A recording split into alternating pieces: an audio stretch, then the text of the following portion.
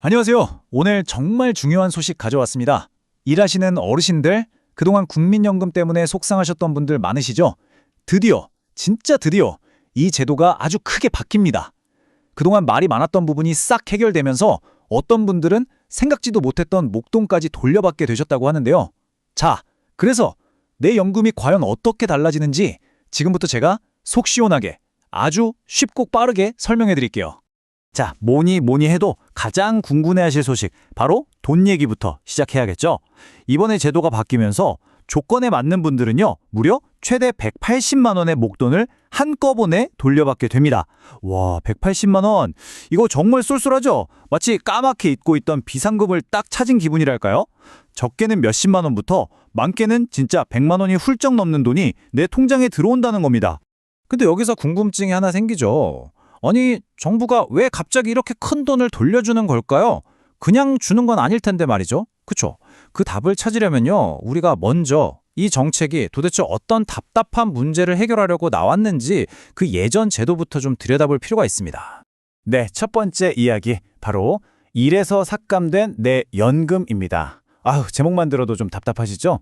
도대체 예전 제도가 어떤 구조였길래 이렇게 많은 분들이 불만을 가질 수밖에 없었는지 한번 파헤쳐 보겠습니다. 자, 이 과거 제도를 이해하려면 딱 한 가지만 기억하시면 됩니다. 바로 A값이라는 건데요.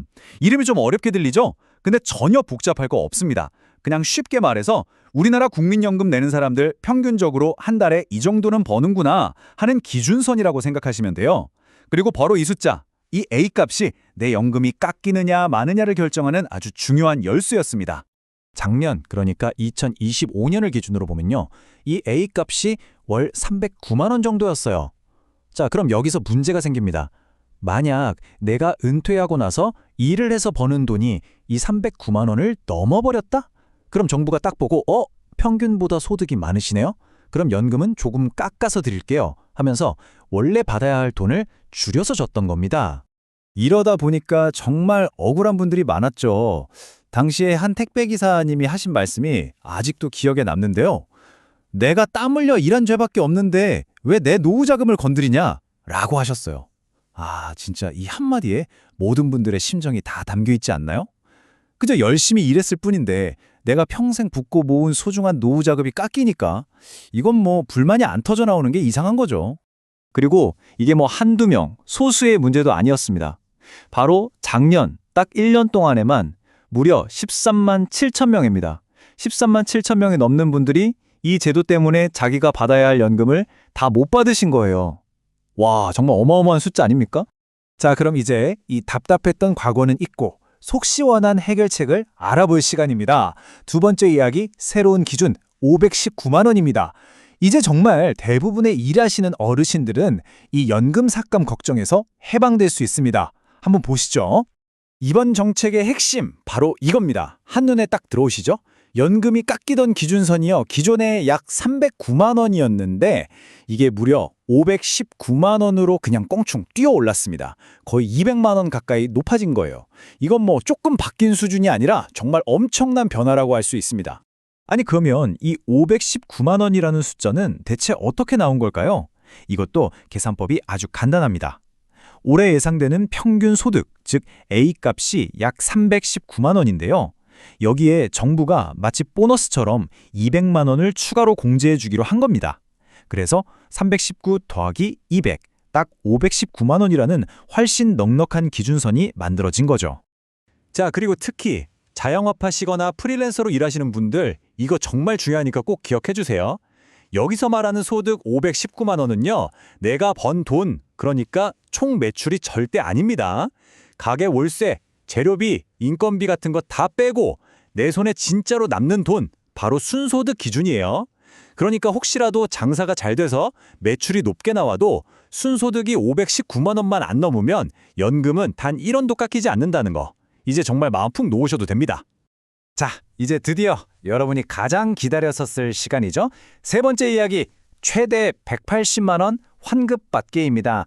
작년에 억울하게 깎였던 내 소중한 연금, 과연 어떻게 돌려받을 수 있는지 그 방법 지금 바로 알려드리겠습니다.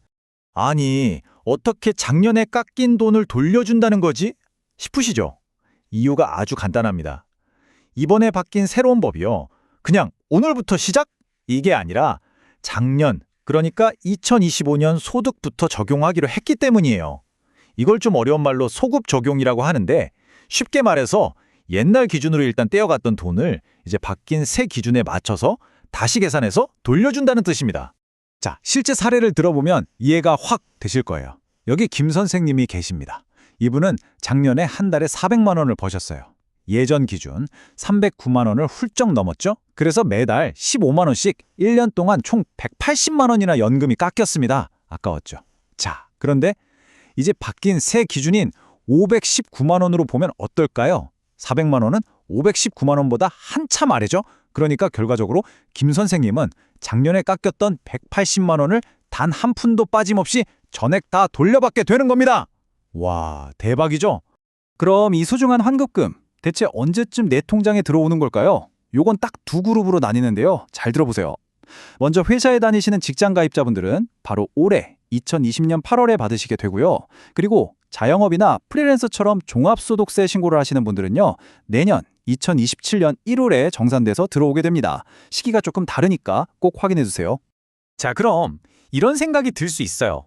아, 정부가 그냥 우리 어르신들 좋으라고 돈 더 주려는 건가? 물론 그것도 맞지만요. 그게 전부는 아닙니다. 네 번째 이야기, 정부의 진짜 의도는 입니다.